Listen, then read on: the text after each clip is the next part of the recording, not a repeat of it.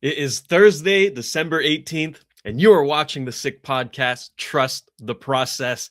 And this will be our last show of 2025. So we're going to make it count, okay?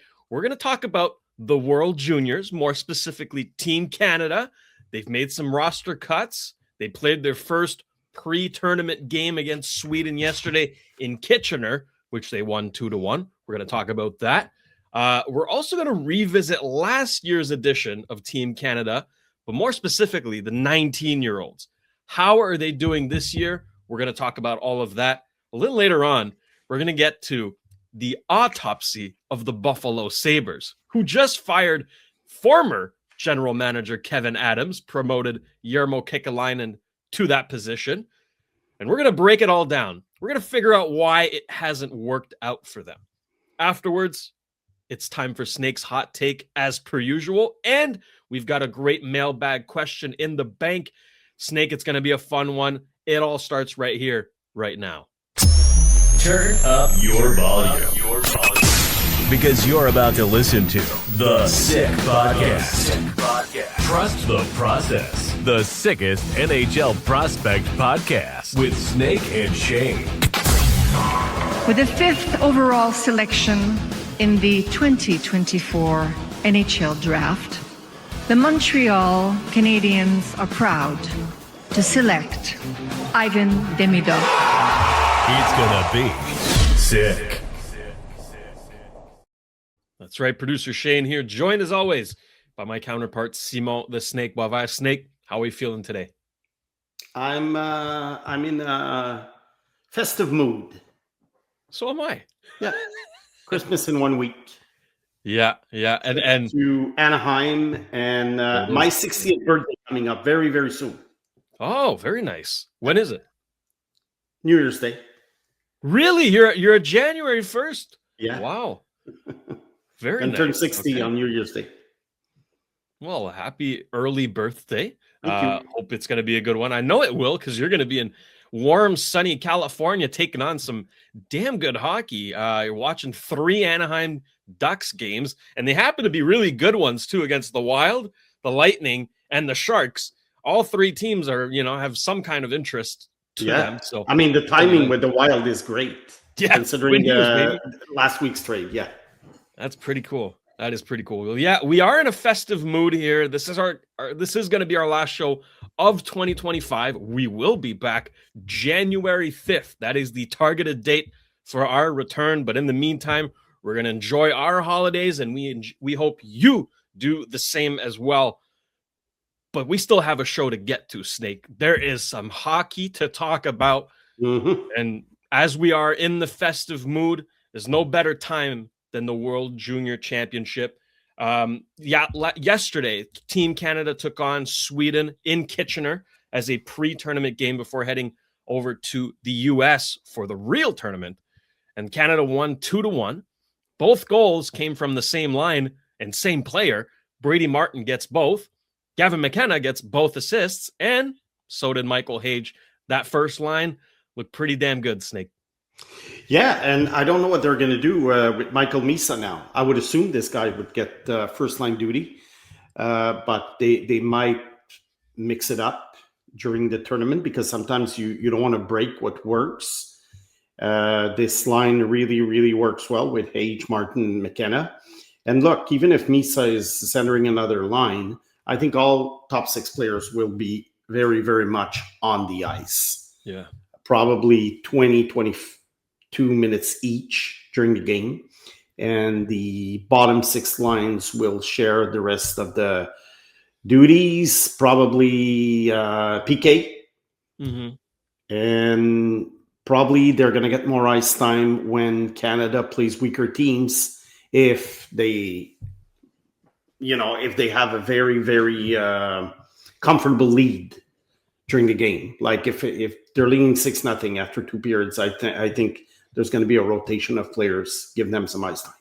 Mm-hmm. Now, if we know who the target audience is for this show, right? We have a lot of Habs fans who tune in, and that's fine. So we'll appeal to them for a few minutes here and talk about Michael Hage for a second, because I mean, those are going to be big responsibilities, right? If assuming that he stays on that line, first line center with Gavin McKenna and top 5 pick Brady Martin next to him, what could that do for him? I mean, that, you know, he's going to be relied upon heavily. He's going to have those opportunities. Like, how much could he actually benefit from that, you think? Well, I think it's, if they do this, and even as a top 6 player, I think he's going to be, this is going to be winning conditions basically for him that they're setting up. Because sometimes when a guy only gets like third or fourth line minutes, then you can always say, well, he didn't get the chance. You remember Cole Caulfield, his coach wasn't really trusting him a few years ago. So, and it didn't influence his career. So I'm not too worried, but I think it's good. But Hage is already the number 1 center on the number 1 team in the States in the NCAA. So it's not like he can't take the pressure. And I think he's going to be, I assume he's going to be very good. From what I saw yesterday, I see that he meshes well with these guys. And the only thing is what's going to happen with Michael Misa. Did they have Misa plan? Did they have a plan where Misa plays with McKenna? Or they could just move guys around? But Brady Martin for sure has to play a lot because he's borderline NHLer. He started the year in the NHL. Yeah. So, but they decided to send him back. So I think it's very, very good for a player because most of the guys he's playing with, or if not all of the guys he's playing with, at some point will play in the NHL. It's always a good experience. Always a good experience. I don't know about a guy like Misa, honestly, because he started the year in the National Hockey League. I'm not sure it's a good idea to play yo-yo with guys like this. I don't know what they're going to do afterwards. But Hage, it's very simple. You know, he plays NCAA hockey. He goes to that tournament, goes back to the NCAA, and perhaps gets a few games with the Habs at the end of the year. I don't know. Maybe I'm a little bit annoying with this, but I like stability in a player. Yeah. No, that makes sense. I'm not crazy about what they do with certain players, but in the case of Hage, there's nothing to worry about. And for Michael Misa, I mean, could you imagine a second line of Misa, Iginla, and Martone? Yeah. Like that could be a first line, right? And easily. It could very well be Canada's second line. I'm curious to see what they're going to do with the power play. I'm curious to see what they're going to do with the power play. They might actually split it up into 2 units that they use kind of equally, right? With the amount of talent that you have on that team, like, wow, you could do some crazy things. Yeah, and I think with the 4 games, that is kind of a tune-up to the middle round. It gives you an opportunity to see what works well, what doesn't, what players are hot, what players are not. There's going to be some arguably easier games. But remember, some years, they're not that easy. But this year, obviously, there's going to be some easier games for Canada. I think their biggest game on the schedule, well, the 2 biggest games on the schedule are Czechia on the 26th and Finland on the 31st. But they're not facing Sweden. They're not facing the States. That's going to be in the middle round. And I think it's good. It's good because that kind of team needs some time together. It was just assembled last week. So they need time together to get used to playing with each other. It's a short tournament. If you reach the gold medal game, it's 7 games. That's not a lot. No, that's it. And Snake, the roster is being completed. Yeah. We're getting closer to the final roster, and you have some thoughts about what I'm going to tell you. Yeah. They made 3 roster cuts today. They cut Jake O'Brien, Marek Vanecker, and Jackson Smith, which means on defense, they're keeping 2 underagers, Carson Carrolls and Keaton Verhoff. That's very rare. Yeah. But, I mean, we can pull up the OHL point leaders here to help us. Jake O'Brien is second. Yeah. He's second in points, and they cut him 46 points in 27 games, and they cut him. Are we doing this again, Snake? Yes. Yes, they're doing it again. But luckily for them this year, there's enough talent that I don't think it's going to affect the team. Yeah. Whether they keep O'Brien or not and Van Acker or not. I don't think it's going to affect the team. But it's still a reflection that old habits die hard. Mm-hmm. It's like they put a quota on skilled defensive players. I don't know why, but it's like they're thinking, okay, we have a top 6 and that's it. So they're thinking, okay, Jake O'Brien cannot be a fourth liner. Therefore, we cannot keep him. This is not the NHL. It's not the NHL. Just go with the 12 best forwards. And it's not like they're going to need some PK specialists against whatever Denmark. And their fourth line would be stronger than Sweden's fourth line, even than the States' fourth line. So I don't know why they're doing this. But luckily, as I say, I don't think it's going to change anything that year. But I feel bad for Vanacker because he's not chosen. Originally, they call him to camp. He plays one game, and then he's back. Why bother if you didn't want him in the first place? What did you expect? You would have kept him only if he had scored 5 goals last night. Yeah.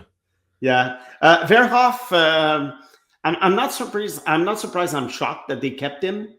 But he was not at his best yesterday. Mm. I don't think at the beginning of the tournament that he will get a lot of ice time. He's big, he skates well, and et cetera, et cetera, et cetera. He's going to be a top 3 pick in the NHL. But I don't know I don't know if he's going to play a lot, but it doesn't really matter.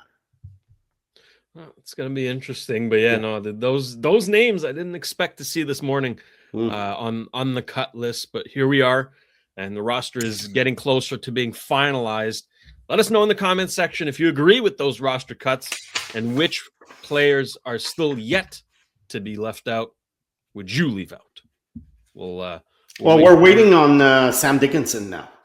Yeah, that's right. He's in limbo. The Sharks are not saying that they're keeping him. The coach said yesterday, the Sharks coach says that there's been ongoing talks with GM Mike Greer and see what's the best path for Dickinson's development.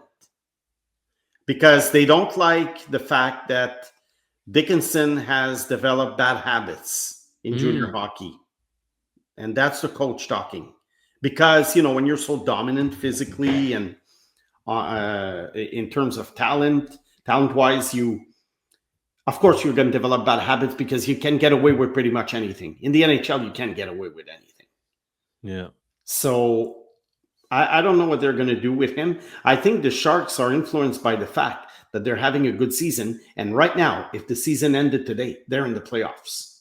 That's crazy. So that's why probably Misa and Dickinson, I don't know if they're going to take chances playing them a lot until the end of the year because they'd probably rather play veteran guys. Do I agree? No. But Celebrini is making that team a playoff contender. And it's not a team, very often in this show, we talk about is the rebuild done for so-and-so, the Ducks, the Habs, the Mammoth, the Hawks. We always talk about rebuilds. Are they done? Are they done? The Sharks are not done. No. This is a little bit of a mirage right now because Celebrini is, playing like, a generational player right now. Yeah. He's third in points in the NHL. Yeah. Snake, he could go to the World Juniors. He's 19 years old. This is ridiculous. Yeah. He is willing his team to a playoff spot right now. It is remarkable. Reminds me of Crosby and McDavid at age 19, who were I think Sidney Crosby won the Art Ross Trophy at age 19. I think he had 120 points or something. Mm-hmm. And Connor McDavid, I think, did win the Art Ross Trophy at age 19. Now, this year, Celebrini has competition with actually McKinnon and McDavid. So it's not going to be easy. But if he finishes in the top 5, that would be quite an accomplishment for a guy, especially who's playing on a weak team. They're not a finished product. I mean, Will Smith has been good until he was injured. But, Tyron Toffoli, Jeff Skinner, Alex Winberg, they're okay. John Klingberg is their first defenseman. John Klingberg. He's the top defenseman on that team. Yeah, John Klingberg, of all people. I mean, I loved him a few years ago in Dallas, but and he wasn't bad with Edmonton in the playoffs. But in the last 2-3 years, he was a shadow of himself. So I don't know. Maybe the Sharks will fall off the cliff after the holidays, because if you look at, for what it's worth, if you look at the probabilities of making the playoffs, the Sharks, I think, are at 14%. But that's just the computer. The computer doesn't play the game on the ice. Snake, did you hear about, I'm just bringing this up here because I thought about it, but did you hear about RJ Celebrini? Yeah, 13-year-old brother of Macklin. 106 points in 39 games. What the hell? That's what happens at that age, yeah. Anyways, it's just funny. 13 years old, right? We'll see what happens with that one, but there might be another Celebrini in the pipeline. 5 years away from the draft. Oh, 2030. There might be another one. Look, there were the Hughes brothers. Yeah. We might have the Celebrini brothers. Crazy. I mean, his older brother is already in the Vancouver Canucks system. So also, there's 3 of them. But like the Hudsons, there's Cole, there's Lane, but there's also Quinn. Mm-hmm. But who was called up. So maybe, but I mean, it's great for parents. I mean, it's fantastic to have like 3 sons who are playing professional hockey. That's cool. Yeah, it's very, very cool. We got off the path a little bit here, but I'll steer us back to the World Juniors because we're not done talking about that. You wanted to do a little exercise, and I'm very curious about this, about last year's team, which severely underperformed. I mean, it was incredibly disappointing. But the 19-year-olds, okay, specifically the overagers here, the oldest players that could go, what are they doing this year? It's really interesting to find out. Yeah, because every year I do this exercise, there's always players that are left off the roster, especially forwards. And I'm always thinking, why? These guys are going to be better pros than the guys they're keeping. And yes, there's a former coach who told me once, I get your point, but this is not about prospects evaluation. It's about what can you do for me between December 26th and January 5th. Now, I get it, but still. Last year, there were 3 players that I thought should have been on the roster, but were left off. Beckett Seneca, Michael Misa, and Matthew Wood. All 3 played in the NHL this year. Misa only played 7 games, but Wood is a regular in Nashville, and Seneca is point leader for rookies. Yeah, one of probably the 3 best rookies this year. Now, so who could they have replaced amongst the 19-year-old players, the 19-year-old forwards? So here's what I did. I took all the 19-year-old forwards from last year who turned pro this year, and I want to see what's happening with these guys now. So there was Braden Yeager. He's in the American Hockey League, 13 points in 26 games. He's been okay. Carson Rakoff, who was seen as a very important player for Team Canada last year. 6 points in 21 games in the American Hockey League. Richie with the Islanders, 24 games, 7 points. That's fine. He's been okay so far. Ethan Gauthier, 14 games in the Lightning system, 4 points. Tanner Howe has not played this year yet. Matthew Cataford, Vegas, playing in the AHL, 6 points, 20 games. Francisco Pinelli, good, 16 points in 19 games. He's probably going to be up in the NHL soon. Easton Cowan, 10 points in 24 games in Toronto. That's good. He's been playing well. And Bradley Nadeau, 20 points in the American Hockey League in 18 games and 1 point in 6 games in the NHL. So some of them are actually off to a good start, but some of them are not. Yeah. And it's always interesting to see that every year. My point is just that you're going to have players who are chosen at the World Juniors who, instead of players who actually outplay them the year after. But, in the case of Seneca, he was 18. Michael Misa was 17. They're trying to go with mostly a 19-year-old roster. But I don't necessarily agree with this, because these guys, when they play in the Ontario Hockey League or the Q or the Dub, they play against older players. It's not like Michael Misa was a 17-year-old among 17-year-old players. He was the scoring leader. Yeah. In the OHL at 17. I remember there was a guy who was drafted number 1 overall who was left off the roster, and then he played in the NHL, Ryan Nugent-Hopkins, a long time ago. So you see this very, very often. So what will it be this year? But I think this year, like I say, I'm nitpicking because they have a good roster. Mm-hmm. So because I know sometimes I don't like the roster, and then Canada wins and I'm being told, you didn't like the roster, but they won, blah, blah, blah. Okay, but there were times that I didn't like the roster, like the last couple of years, they did not win. This year, I think they have the horses to win the race. But it's just a leg exercise that I want to do, and I'll do it every year. I'm always fascinated by that, by the selection. And on defense, there were 5 19-year-old guys: Bonk, Molendic, Aki, Gibson, and Mignot. Okay, if you're wondering where these guys are, they're all in the American Hockey League. Yeah. Yeah.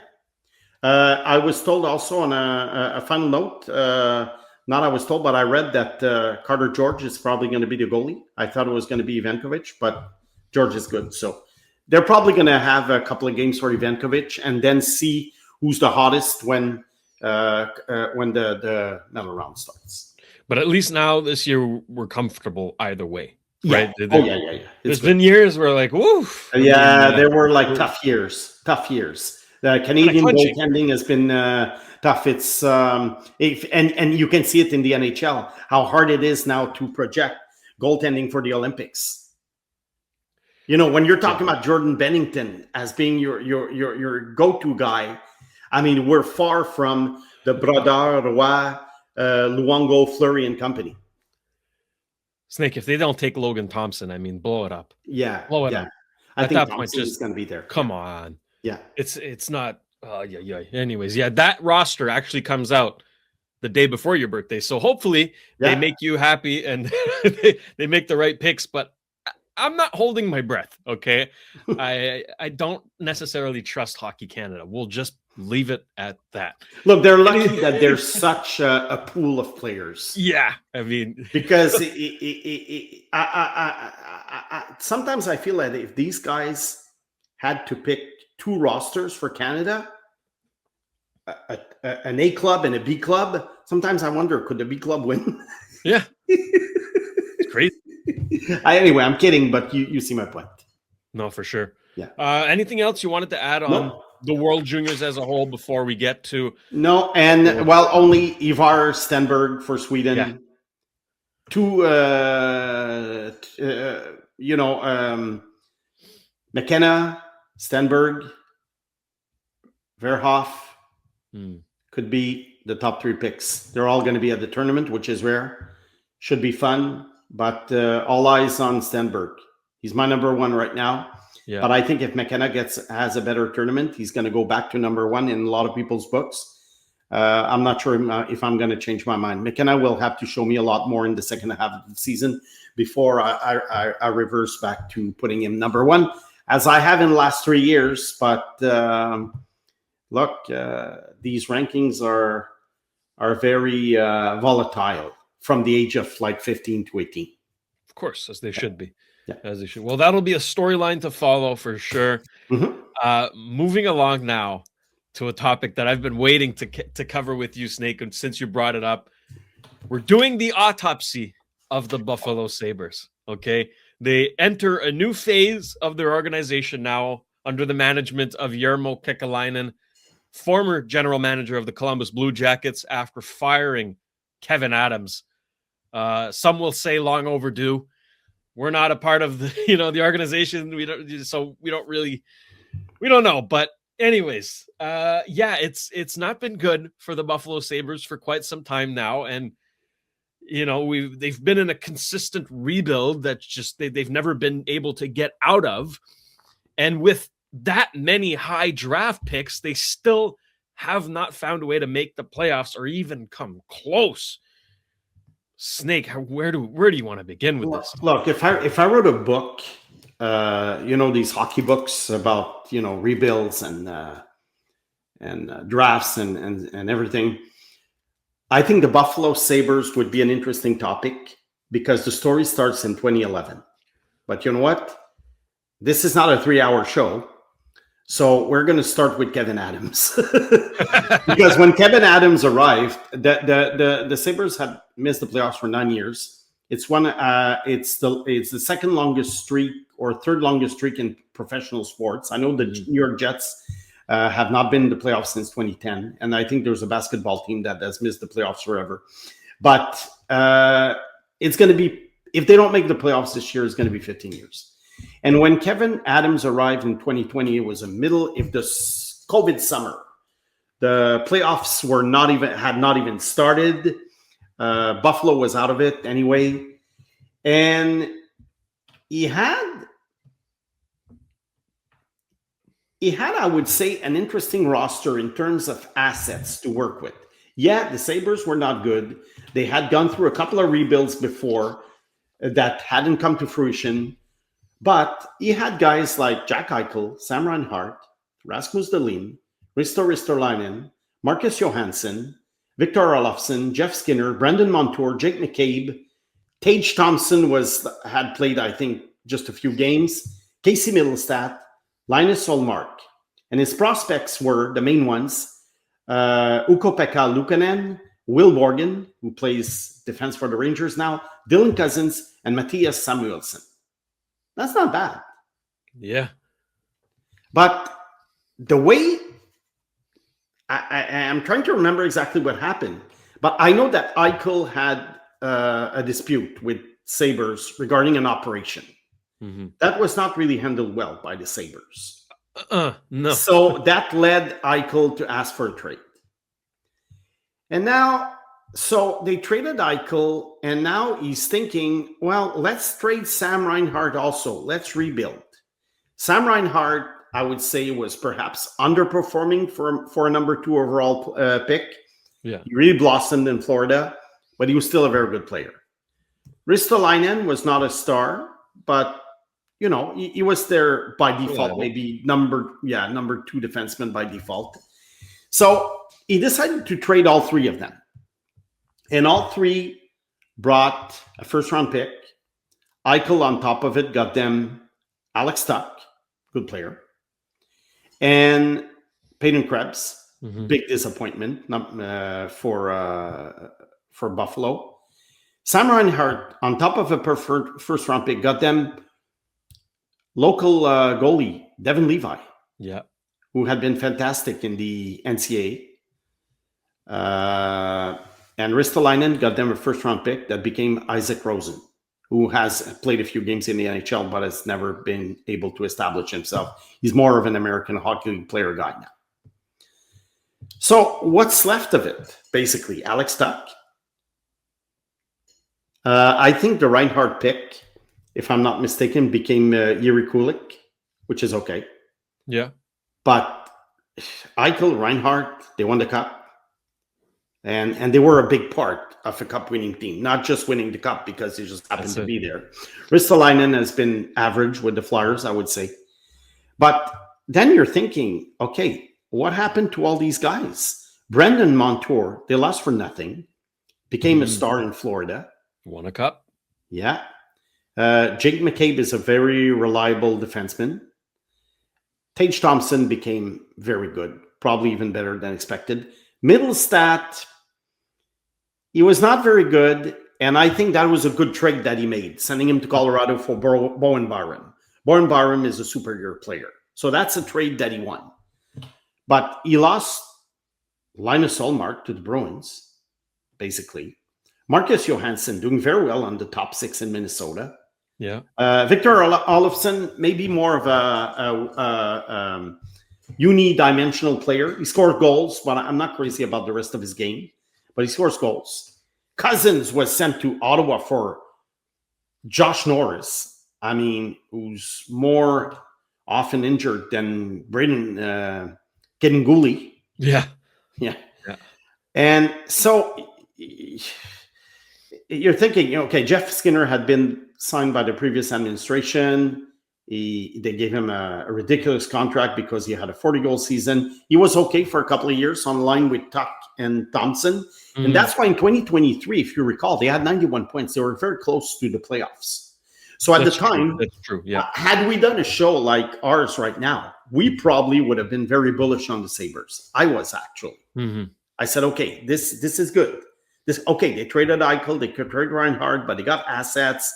They have young players. Thompson is becoming a fantastic player. Alex Tuck is very good. Okay, so I'm thinking, Dahlin, Samuelson, but then all hell broke loose. And they went back to being the bad team that they were, for many, many, many years.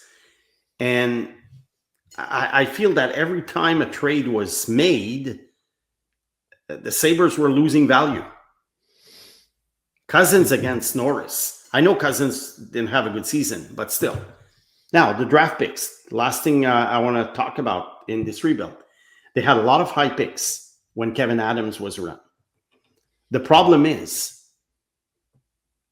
there was only one guy who had some kind of impact outside of the first round. It's JJ Peterka. Only one. They traded him. Good trade, by the way. And they traded him. It was okay. They got Kesserling and they got Josh Doan. That's okay. Yeah. Because, but I always say you draft talent and then you trade talent to fill needs. So that was okay. They needed more toughness, and that's okay. That's good. And I think for Utah it was okay also to get Peterka. So I'm not claiming that any team won the trade or what, but I think for Buffalo it was a good trade. But still, they in 2021, in 2020 they drafted Jack Quinn with the 8th pick overall ahead of Marco Rossi. That wasn't very good. I think he only had one good season. 2021, Owen Power. First overall. Yeah. I know he was a weak year. I know he was kind of the consensus pick, but not. I think most teams would have taken Power, but I think Power was more about the fact that he was like 6'6", and he was playing college hockey. He was dominant because of his size, but he was never a great skater. He was never a fantastic puck handler. I don't think I had him number 7 on my list that year. I prefer Luke Hughes very much. Yeah. Not saying Luke Hughes is a star, but I think he's better than Owen Power. And it was a weak year, but Power has been very disappointing so far. So, it's not, it doesn't help. And then they drafted like guys, like Matthew Savoie, but a good trade. They traded him at the right time to get Ryan McLeod from Edmonton. But still, it was a bad pick. But the fact that they got McLeod was okay, but it was a bad pick. Then they got Zachary Benson. But Zachary Benson is good, but he's more of the same of what they had. All these small players. And then I think it was too late for Adams basically to start trading them away and get more grit. And it's like he probably had a plan, but it seemed like he had no plan. And now they're what would you call them? Average team right now in the East. I mean, they're so close to the middle of the pack, but or slightly below average team, I would say. Yeah. But the problem with them is that unless Kekalainen performs magic, this is a team that's going to be stuck in the middle for quite a while. That's it. Gray area, yeah. Yeah. Unless they win a lottery, and you win a lottery, you get a Matthew Schaefer with the 10 best odds. These things happen. Look at the Islanders last year. I thought the Islanders were going nowhere. I didn't care about the Islanders, and right now, to me, they're must-see TV. So things change very quickly with a lottery win. But for now, I think Buffalo's future is not very good. Kekalainen has a very, very tough job on hands. He said in the press conference that he wasn't afraid to make mistakes. But what's he going to do? Who's he going to trade for what? Yeah, it's a crapshoot. I mean, yeah. For years we've been saying that, okay, they have the talent, they have talent coming up as well, right? But they've just never found the recipe. They've never found the cohesion. It's always just been, an assemble of players, really, and they've never really been a team. No, and it's kind of hard when we say that. It's it's very broad. It's a broad statement. Yeah, we're not really putting our finger on the issue here. But if you could, Snake, what do you think it is? Like, is it a culture thing? Do you have to just reset the whole shebang? Like, I don't know. I think the turning point was not to be able to keep Jack Eichel. Because Jack Eichel is a superstar. Yes. He's not a generational player, but he's a superstar. You can see it in Vegas. The guy controls the game. And I think that was the main thing. And had they kept Jack Eichel happy and be a little bit more patient with some of the guys that I mentioned.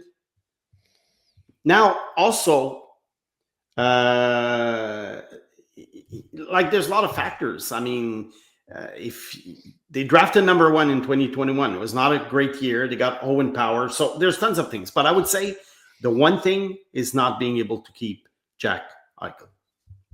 My God, that mistake. You have to keep young superstars. When was he? How old was he when he was traded? 25? Yeah, that's ridiculous. I think he was 25 years old. He was born in late 1996. And I think he was traded like maybe in 2022 or something. 21. He was 21. Yeah, November 5th, 2021. Okay, he was 25. So that's 25. So I would say that was the turning point. And all this because I think Eichel wanted to have his own doctor perform a surgery or something. I think he just wanted to have the surgery. Yeah, and the Sabres didn't want him to have that. Which is crazy. Like the own guy himself, right? He wanted that surgery, and they're like, "No, we don't think you should do it." And that's like, on Kevin Adams. I want the surgery, and they're like, "No." And that's on Kevin Adams because you know what? A GM is not only a guy who makes trades. Yeah, a GM is the kind of guy who will make that kind of decision, and he didn't make it. So look, I was very to conclude on Adams. I was probably. Mistakenly enthusiastic at first because I thought that I liked his plan to build from the draft and to keep the young players. But then when I saw what was happening with Eichel and Reinhart, I'm thinking, this is the rebuild of the rebuild of the rebuild. Catastrophe. Yeah. There's no other word for it. And listen, for the fans in Buffalo who have stuck around, it's very my sad. Heart goes out to you. And for your sake, I hope the team does turn it around and actually makes the playoffs. I feel so bad for those people. They have given up their money, their time, their commitment to that team just to have gotten that. It's a slap in the face, and I feel so bad for them, Snake. It's horrible. 15 years is bad. I mean, and one might blame the owner, but the owner is also the owner of Buffalo Bills, who are doing well. Yeah, no, I think there's. Look, anyways, yeah. So that was the autopsy of the Buffalo Sabres. Let us know in the comments if we forgot anything. If you have anything else to add to this discussion, it's a really interesting exercise, but awful situation in Buffalo. Snake, before we move on, it's a perfect opportunity for me to tell everybody about our partners here at the Sick Podcast. Trust the process. I want to start off with our friends at Cheapest T-Shirts. If you're looking for the cheapest prices on wholesale apparel in Canada, you will find them at cheapesttshirts.ca. They are proudly Canadian and trusted by thousands of customers from coast to coast. They deliver unbeatable value every day. You'll always get the cheapest prices plus same-day shipping and even next-day delivery. so your order arrives fast. Enjoy free shipping on larger orders and a simple, easy-to-use website that makes online ordering a breeze. Get the cheapest deals in Canada today at cheapesttshirts.ca. And a big shout out to our friends at Betway. Don't select a bust with Betway and get a deposit match-up bonus up to $300 on your first deposit. You can scan the QR code on the screen or click on the link in the details section to create an account and redeem your welcome offer. The offer is only available for new customers. Terms and conditions apply. The offer is not available in Ontario. You must be 18 years or older, and please play responsibly. Okay, here it is. My favorite segment of the week. It's time for Snake's Hot Take.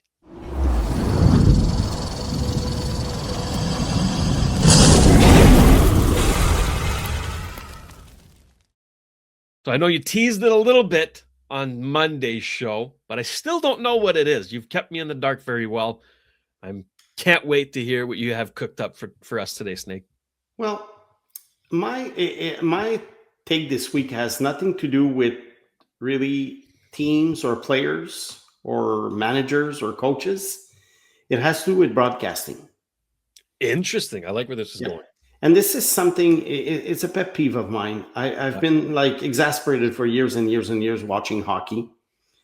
And how many times, Shayne, have you been watching a game, any game? It could be junior, could be National Hockey League, French, English, whatever. No discrimination here. Mm-hmm. How many times have you been watching a game and a goal is scored while the commentators are talking? About something different. Like not even the game. Yeah, no, I agree. Yeah, too often. Or describing a play that happened, 30 seconds ago, all while there's action in the offensive zone, and then they're talking down, and so, they scored. Yeah. And it's constant. And as the World Juniors are approaching, to most fans, including myself, we don't necessarily want to learn the roster by heart, the number, matching the numbers to a player and everything. So guys who are broadcasting, we want to know who has the puck. Good call. Okay. And for analysts, some of them are very interesting. They're very insightful. So I'm not debating whether or not they're good as analysts, but please, guys, when the play is on,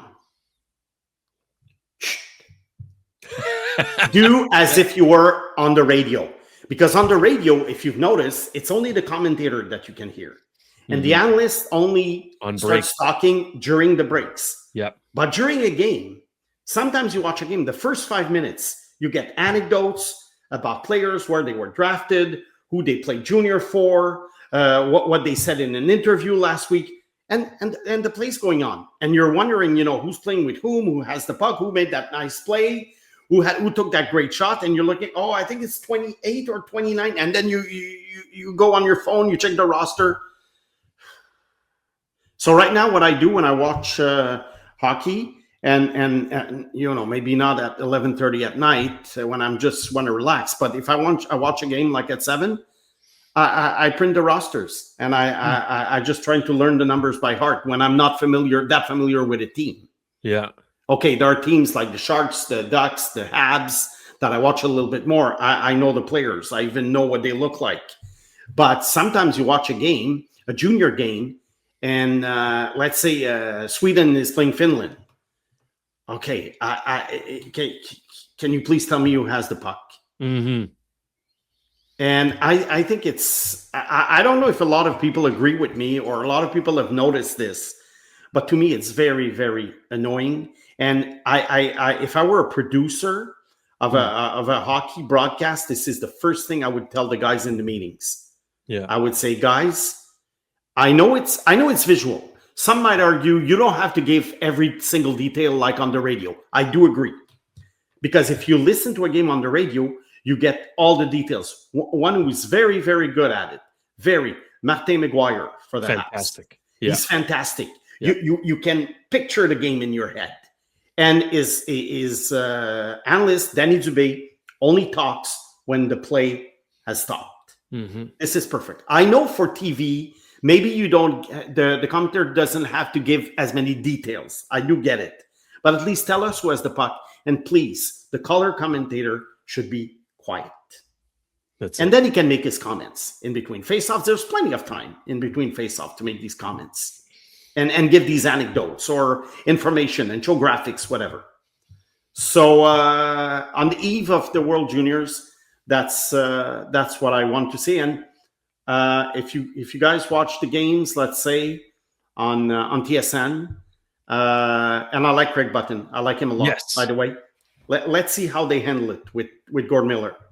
And hopefully, I'm wrong, but I've noticed in the past that a lot of these guys, they talk a little bit too much. That's it. No, I'm with you there. They're interesting, but in between works, not work, but play stoppage. Yeah. Timing is off, and I'm completely with you there. And perfect time. I'd love to shout out Stéphane Leroux, who has been doing the World Juniors for RDS for I don't know how many years, but he is a 30, I think 30, at least 30. Yeah, he is a staple in so many homes in La Belle Province during the holidays. All right, his voice is directly linked to the World Juniors, and he has done a phenomenal job. I just want to give him the credit that he deserves. But yes, I am with you there, Snake. And if I may pile on, okay, because I also have some gripes about NHL broadcasting these days. Yeah. Nothing pisses me off more, okay? Well, actually, there's a few things, but in the context, okay? Let's just say there's a melee going on, right? There's a fight going on or something in the corner of the ice.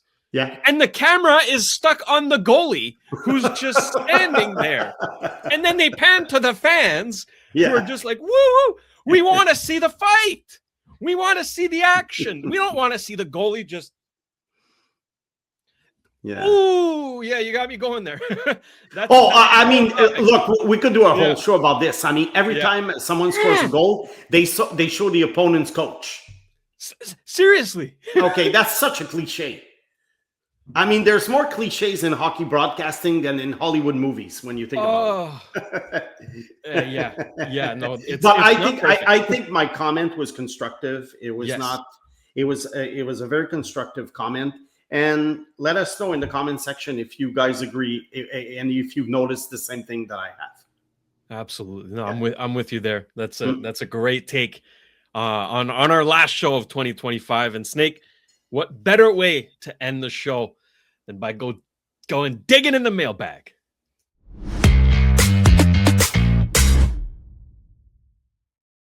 We got one question today, and it comes from Pierrot Le Chou, asking, sometimes I wonder, does this player have 90 points because he plays 24 minutes and on the first power play, or he plays 24 minutes and power play because he makes 90 points?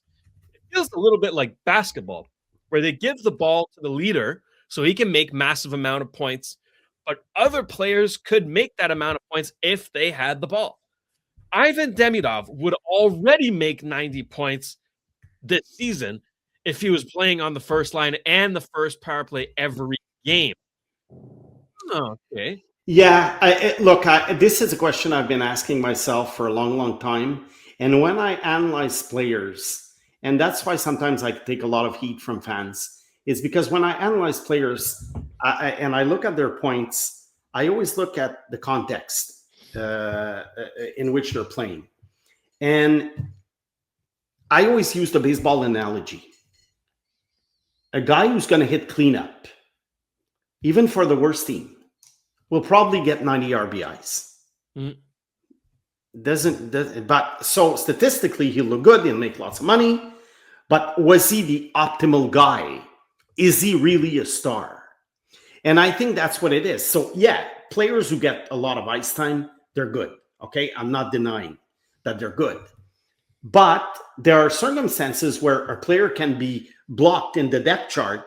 And, our friend Pierre is talking about Demidov, who for now doesn't get, top minutes, obviously, doesn't get top power play time, top minutes. But Demidov, I think for now, might not be a good example because he's young. He's a rookie. And I don't think he would have gotten 90 points even if he had played 24 minutes a game. But eventually, perhaps he would. And I think what happens is that a lot of guys who are going to be on the second line sometimes or by default, depending on the team they're playing for, might have more points than some other guys on better teams who are playing on the third line. But those third line guys would be a better option for the bad team on the second line. Yeah. I don't know if I'm confusing listeners by saying this, but sometimes you will find, Leon, let's take I'm just saying anything, okay? Let's take the Chicago Blackhawks, okay? Mm-hmm. They don't have a very good team offensively right now. But, a guy like Donato last year, he scored 31 goals. Okay, that's fine. But if you put Donato for the Florida Panthers, he's going to play on the third line. Is he going to get 31 goals? And that's and I think it's a matter of optimizing all these guys. So on the first line, who is being optimal? Well, optimal, you have the McKinnons, the McDavids, the Dreisaitl's. That's the optimal production. But on the second line, like I say, there are guys who will get their 50, 55 points just because they get the minutes. Mm-hmm. But some other dudes could do better. And it's the same for the third line. Fourth line, they don't play very much. So I think I think first line and fourth line, usually it's, guys get what they deserve. First line, they deserve the minutes. Fourth line, they deserve lesser minutes. But I think it's in the middle of the lineup. And that's why sometimes for fantasy hockey owners, it's very frustrating when you see a guy who 1 year will have 66 points, and then he gets traded to another team, and then he drops to 38. And they're thinking, what happened? He was a good player. He was getting 66 points. Yeah, he was getting more opportunities. So our listener is right that when you look at the chicken and the egg, a guy will get more opportunities because he deserves it. But at the same time, it depends on the team he plays on. So could Demidov have had more points on the top line? Of course. Mm. But would he have had more points than the guy he would replace on the top line? That's the question. Guess we'll never know. No, we'll never know. We'll never know these things. Yeah. We'll never know these things. And that's why sometimes a guy will get 50, 60 points and, I'll do a podcast and talk about this guy and I say, and they'll be like, yeah, but Snake, he has 60 points. Yeah, he has 60 points because look at where he plays. He gets all this power play time because the team is bad. He gets all these opportunities. He goes 3-on-3 during overtime.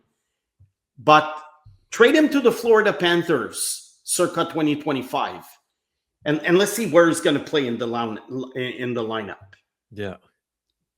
And that's why sometimes third line players from a great team are traded to another team. They play on the second line, they get more points. And then the team the GM is blamed. Why did you let go of this guy?